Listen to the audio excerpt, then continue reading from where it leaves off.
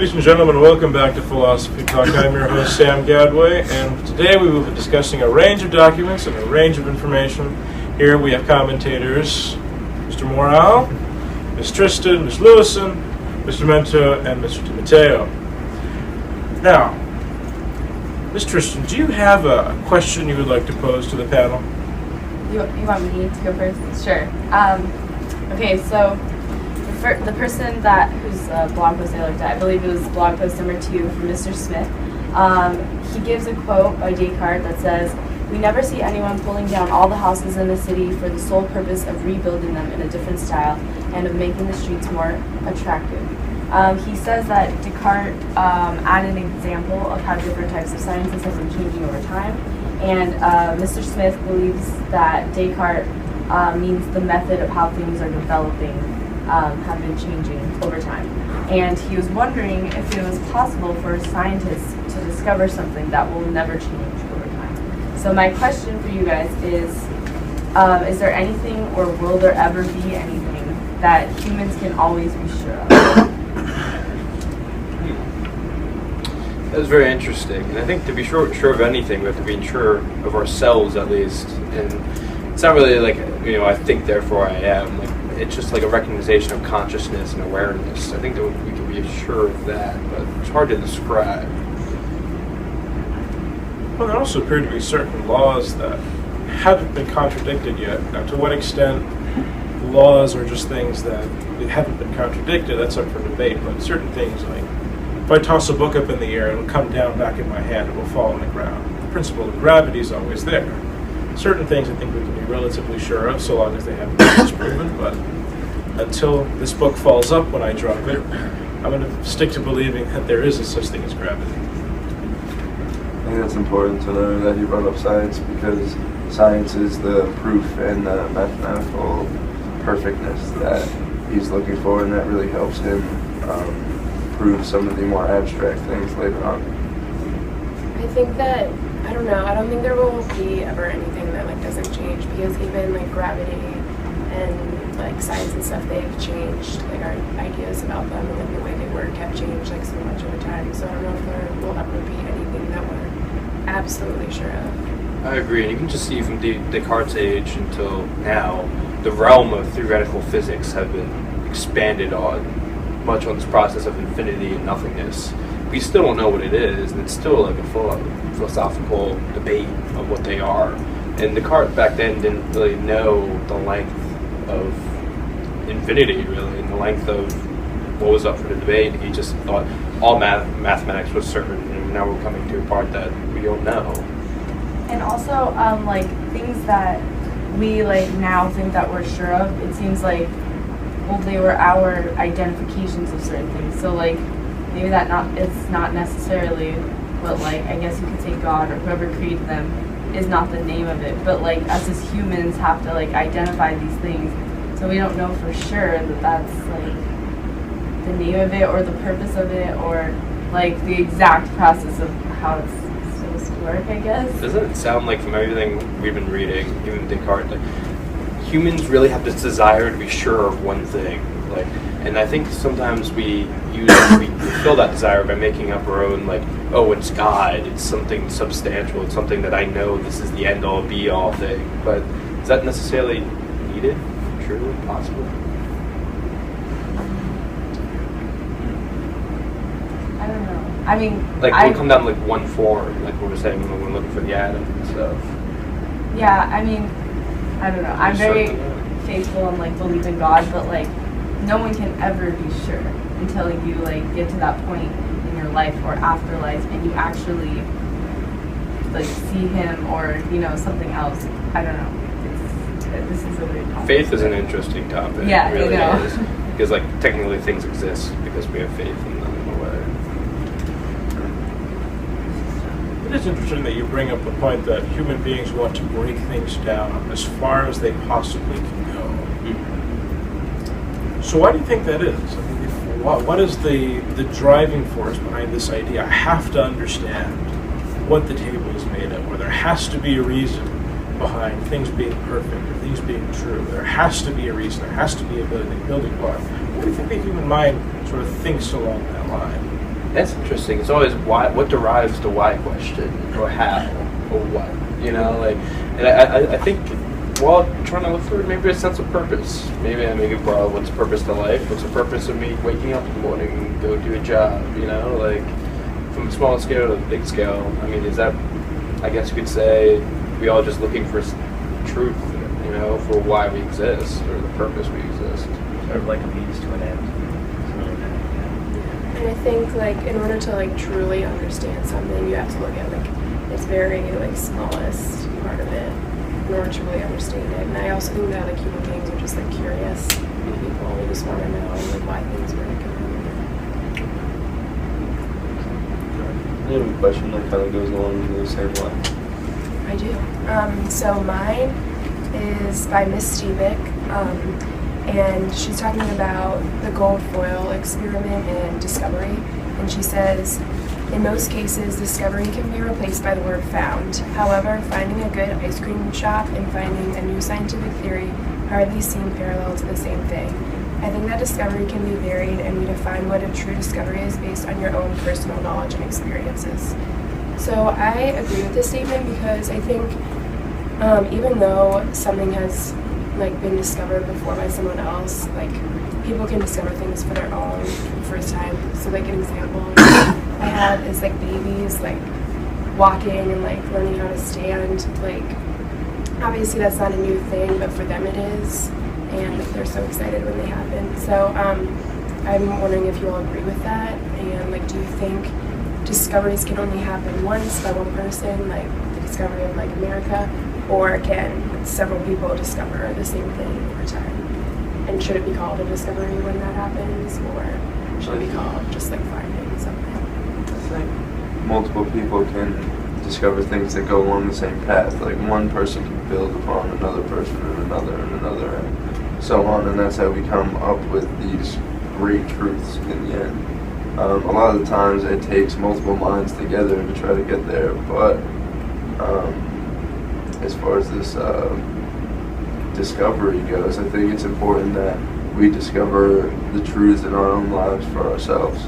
And that's exactly what Descartes trying to do in part 4 by using this radical doubt and just trying to literally shake everything he's ever held to be true and figure it out on his own. I agree that there's really no discovery on scale. That like there's only one discovery, big discovery at all, or one little discovery. I mean, I think that when a new scientific theory is presented, Stephen Hawking presented that there are black holes that really exist, and I would tell you the theory, that was his personal discovery, but you're now personally discovering it as well. That's a possibility of telling you. I mean, you could just say some discoveries are well known or existed, but discovery is kind of a harsh word when you're thinking of science because these things already exist. You know, you could usually say like Christopher Columbus discovered the New World. Not really. You know, it's a blur line, but I don't want to get discovery too like attached in with learning, but I really think discovery is something that's always personal, and it doesn't really matter if you discover a new scientific theory or discover a new ice cream shop down the road. It's new to me, and I don't think anyone else can wreck that experience just because someone else knew it existed. To a great degree, discovery also relies on communication. I like the example of Christopher Columbus sailed the ocean blue and discovered the New World. Well, Vikings landed in the New World as well. They didn't communicate they knew that about the landmass, and so most of Europe remained ignorant of North America for a good long while until Columbus went over and claimed for Spain. So to what degree is discovery a measure of declaring to the world that you've discovered something? It's a communication of what you've done, what you've seen, what you've discovered.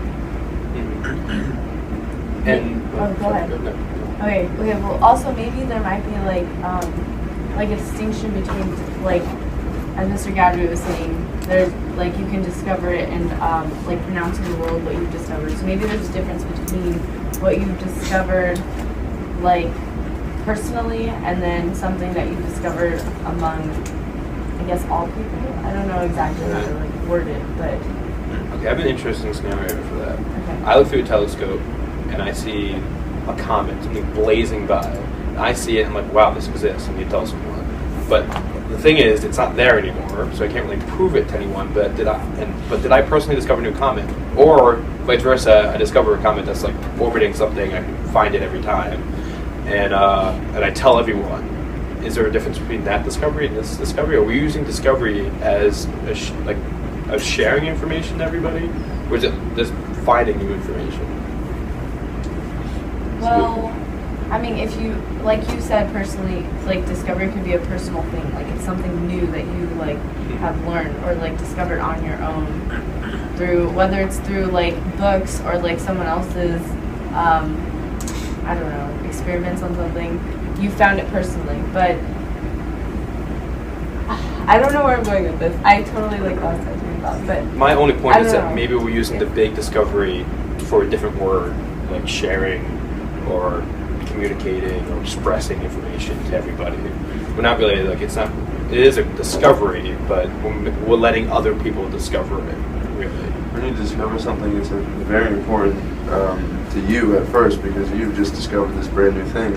But sometimes you have to conduct your thoughts in an orderly way and then give it time because though you just saw something and you saw it, maybe you're not going to be able to explain it right then. And maybe people don't want to hear you and try to explain it because they're not going to believe you.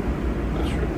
But Okay. in the end, that discovery, people say that Darwin had these thoughts of evolution for months before he even told anybody about it. He had these writings in a journal that he was just building on, and he didn't tell anyone because he thought that people were going to think he was crazy. And now Darwin is one of the greatest minds that has ever walked the planet. Sometimes you just got to give it time and then come in and communicate your thoughts when people are ready to listen. and also what Miss Lucen said about like can two people discover like the same thing? I think maybe because I don't know about you guys if you've ever heard of like discovery of like airplanes. Like everyone knows these certain people as discovering, you know, that invention, but like there is like history of like people who've wrote it down before and like had the idea but like never presented it. So I don't know. Any final thoughts on the question before we move on to the next one? Okay. Any volunteers for the next question? Mr. Morale. So, I noticed that in part 4 he was Descartes was trying to explain how his new process was to dismiss anything that had the slightest bit of doubt as for not relating to truth and perfection in life. And he says, quote, like, I think, therefore I am, which is a bit of self-actualization for that. And basically, my question is that he decides to use God as a main image for that perfection and truth existing in life. Now, some people would speculate on the existence of God, even doubt that. So, like, would you think that Descartes is putting too much thought into this, using something that people can easily reject, than something that they can agree on? You want to take this one, Mr. Goodman? Well, my question was actually very similar to yours. I actually read your blog post and thought it was really well done. I in particular like the line, honestly, I believe that this claim, of course the claim about using the image of God to prove and justify truth and perfection, I believe it is a very unstable foundation simply because Descartes uses God as an example to support his claim of the existence of truth and perfection, yet many people would argue about the actual existence of God. It does seem almost as though we've arrived at a strange circular form of logic that God exists. How do we know that God exists? Well, because we can perceive truth and perfection. How do we know that truth and perfection exist? Well, because God exists. Well, gee, we seem to have arrived at a dilemma there. Any other thoughts on the matter, Mr. Descartes? Well, he doesn't really say. I don't know if he's going to expand on it later in part 5, but it just seems to me at the moment that he's just content to talk about dreams from this point on. Yeah. Talked about the illusions. I think Descartes is also jumping too far of a leap for what is true and certain, you know? Like, we're imperfect, therefore it's true and certain that there must be a perfect being out there. And to say that being is God, or it's one being, one external thing, I think is way too far of a gap. And one thing that someone could argue is like, okay, well, if we're imperfect, then what makes you think that there is a perfect being? Because why would they make someone imperfect? Why would they make us imperfect if they are perfect? It doesn't make any sense. I mean, someone could like argue that. Yeah, and like you were saying earlier about like faith, like even though like a lot of people have faith and they like think they know that something exists, it doesn't mean that it's like proven. So I don't think you can prove that perfection and truth are like real with something that you like aren't 100% positive is like true. Something I found from this theory that is so detached from our internal ourselves or soul, as he says, that it's so gone, you know. His method of black implies white, self implies other, yin implies yang. Like those, it's usually the same like substance, the same idea behind that links the two. But when you link from like us to God, from imperfection to perfection, it just doesn't seem there's a connection really. I mean, there is, but to say that this being is perfect, derived from us, doesn't really essentially mean anything. I mean, it just again poses. It just like it seems like it just seems like something we're just trying to assume just to make everything more convenient. Like he's laying down his foundation just so everything he can say after just is more easily said or more easily understood. It just seems like he's just finding something easy to relate to. Yeah.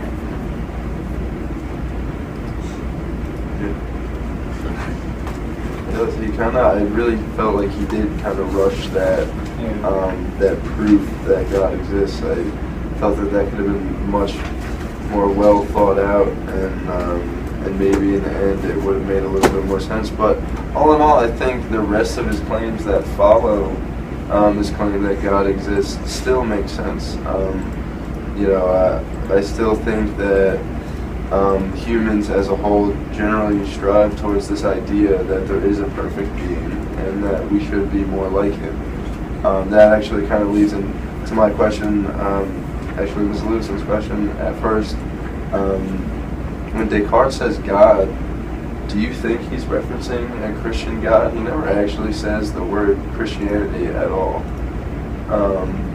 But he does say God and heavens. Do you think he's just referring to these people or places that are perfect and maybe not necessarily something that's written in the Bible and commonly believed by Christians? It does sound like a Christian God in the way, sense that it's like God is the essence of energy of everything. How like he's essentially a creator.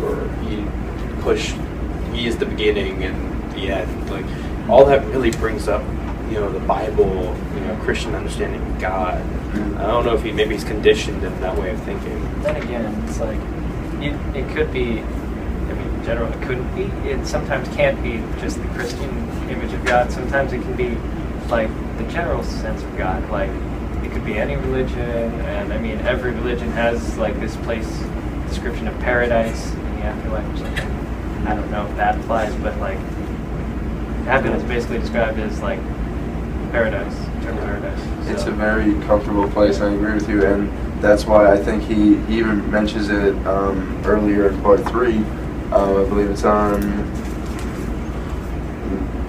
I forget what page it's on right now, but basically when he's trying to find this comfortable place that he can stay in while he's trying to find this truth and perfection, he kind of says that I'm going to abide by the moral code that this religion has brought to me. So that seems to be one of his truths from the very beginning, and it's self-evident to him.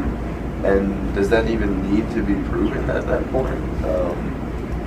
If he's following this moral code, like I think he already believes it true.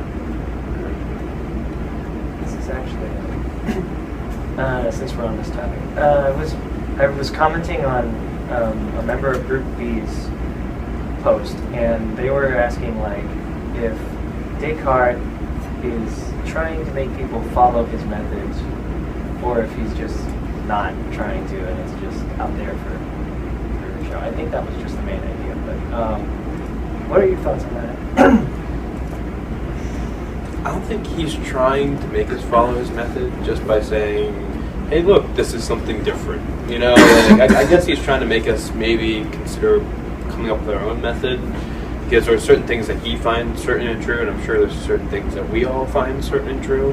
So obviously we're not going to have the same method, but I really don't think he's trying to push his own, just describing his own. Because the thing, the person who posted it was saying, like, why would he put all of this information out there based on his thoughts if he didn't want us to follow it? And to me, this actually just reminds me of Socrates and like how he was being convicted of corrupting the youth. Then again, he wasn't really responsible for that because people were choosing to stay with him instead of like just not. And it's like he's not responsible for what people take from his knowledge. So it's like I sort of see that work with. Do you think it was flawed from it? He's like throwing himself out there that invokes our emotions to kind of hate him or love him, you know? And do you think that kind of messes with his own ideas, you know, the basis? I'm not sure actually. Like Socrates, like he came out there, people either loved him or followed him or convicted him of a crime and decided to kill him.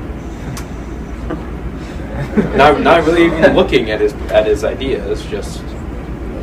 Well, and like I don't know. I don't think Descartes is trying to like force his ideas upon us. I think he's really just trying to find what he thinks is the truth for himself, and like trying to open our minds to like a method that we can figure out on our own. Because if, even when you see his examples, like he talks about the building the city, he talks about taking down his own building. He doesn't talk about rebuilding the whole entire city. He talks about how that's not a good idea and that it wouldn't work. So Yeah. I don't know. He's not trying to build the whole city by himself, but he thinks that everybody should take his blueprint and build their own house the same way that he did. And I think that's really important. Did you say that you have to build it my way, or you just need to knock down the old house and do it yourself? I think that if he is trying, if he's really trying to get people to follow his way, he's doing it in a very sneaky and roundabout way. He's constantly telling people, this is my way of doing things, this is my method. You don't have to do what I'm doing. I just want to rationalize it for you. I just want you to understand where I'm coming from. And he got significant flack for writing this book. He's he's writing this during the 30 Years' War, I imagine, where Protestants are fighting Catholics and Catholics are killing Protestants. And there's all this disagreement on theology. And the reason why he doesn't really explore theology in this book is because there's so much controversy about it that if he even so much as talks about God according to Catholics or God according to Protestants, half the population of Europe's not going to listen to him. He wants to appear neutral, and he wants people to understand where he's coming from. He doesn't want people to mute him just because he's on the other side. And do you think that's why he brings up God to begin with, just so people would even read him? It's certainly a unifying factor amongst both factions. They both believe in God. Like if you bring up there is no God, people would be like, oh, screw this. Burn the fire in the fire. Yeah. I think that's also one of the reasons why he never uses the word Christianity. He never specifies exactly what he's getting at. I mean, he says he's He said he's going to follow his faith, but it doesn't really describe his faith. What his faith is. He could be. I think it's a safe bet anything. for him, really. So any final questions or thoughts to be put before the floor? I have a question. All right. I have one question. Okay, I think the last one. In the two tables, and also in a comment Mr. Jenkins wrote in mine, and then I found it also in Mr. Galway's blog post in the two tables. We have this feeling of essence of something has substance or substantial as we see it, and like it has a purpose or a function. You know, what gives something substance, and why is there substance in science? Is it just because we can't sense it or feel it? Like Eddington says that the world when he opens his eyes has this wholesomeness to it that this sense of science doesn't. It just doesn't make sense to tell a person that what they see, it's not as it appears. This table is mostly empty space. It's just a bunch of different charges and electrons and protons and neutrons, and so protons and neutrons are formed in the nucleus. They're all interacting with one another. It just seems so counterintuitive. Like, I can see this table. I can touch it. It's right here in front of me. I'm telling you, it must be made of a substance. It has to be made of something. Yeah, because no. I can see it. But also, if I would just chop this up and give you the wood and be like, hey, this is a table, and you'd be like, this is not a table. It's parts of a table. It is, but it's not. It doesn't have a table. What gives this thing, substance that its pieces don't have. So is a substance before it's created, or after it's created and before it's destroyed? I should. Well, you're talking about the form of the table versus the substance of the table. The substance of the table is wood, or in this case, it looks more like plastic. But the form is the way in which it is shaped, the way it is molded, the way it appears to us. But the substance, we look at it and think, this has to be here, because I can touch it, I can see it, I can sense it. I can't sense atoms, I can't see atoms, I can't understand that they're there without doing some experiment or accepting certain physical principles. But this, it appears to me. I don't have to work for it. It's right here. It's much easier to accept the fact that it must be in front of me because I see it and can touch it. And this was actually I actually had a question about this because we were talking about how for experiments it's simple for the sun, how we were saying the sun is round and it's yellow and stuff like that, and if someone would say prove it, then you just say look out the window, seriously. Yeah. Now it's if you apply that to this, and it's you wonder if there is some way that could be applied.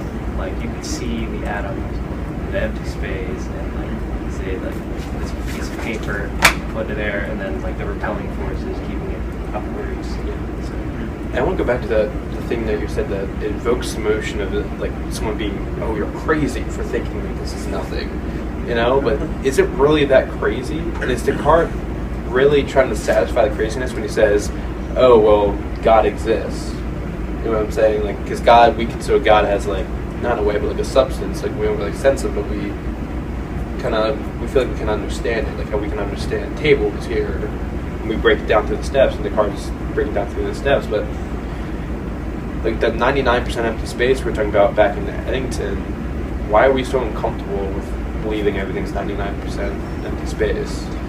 Mr. Unique says that if someone came in and said, this is actually basically consists of nothing. This is 99% empty space. There's only a very, very small amount of actual stuff. And then no, it isn't. You're insane. Is it just because we're uncomfortable with believing that everything is nothing?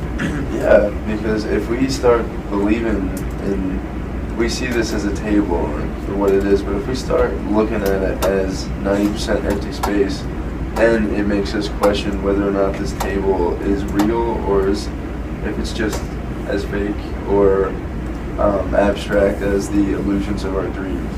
This explaining half the population saying oh, this is just a table, it's solid. Yeah. It's not anything else, it's just a table. And then the other half is saying oh, this is mostly emptiness and you need to know more about it. Instead of just this is just supposed to be a trick, and there's more behind it than just saying that it's wood and it's a table. Okay, so applying this subject that this is a table back to science, and we go to atoms, and we go E equals mc squared. That energy equals mass equals matter times speed of light.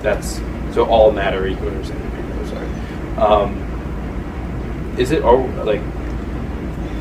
could everything consist of nothingness? And is that idea just absolutely very uncomfortable? And this is why we find these givens and these takeaways, these things that are certain true, like God? Are we just assuming those things because we're uncomfortable with the idea that we're not anything? I think it's possible that everything could come from nothingness or everything. Yeah, but I think it's also important to be comfortable with the fact that in life there is substance and there is real things that we can hold on to and that we can measure and we can find out, and I think that's, without that, I mean, what's the point of being here? Also, people, we were talking about earlier, how people want to break down everything and find the foundation of everything. So I think thinking of this concept that your foundation is nothing and you're this human who can function, has a heart, is a crazy concept. You're just how is that possible? If your foundation of everything that you believed in is not true, then what's the point of being here? Yeah. Well, I mean, I think with anything we have to accept the glass half full approach, that if we're nothing and everything's nothing and everything consists of nothing, everything's nothing. I mean, that's again a circular way of thinking, but in that sense, we're everything, which is more of a glass half full approach than a glass half empty. I think you have to take both sides of that. On that note. Yeah, I think we're out of time, so it's been a pleasure. Our host, Mr. Gabway, do you want to sign us off? So much. Ladies and gentlemen, this has been Philosophy Talk. The first of 3 or 2. I can't 2 remember. from Group C. 2 from Group C. This is the first. We'll be back to see you next time. Thank you. Stay classy, San Diego.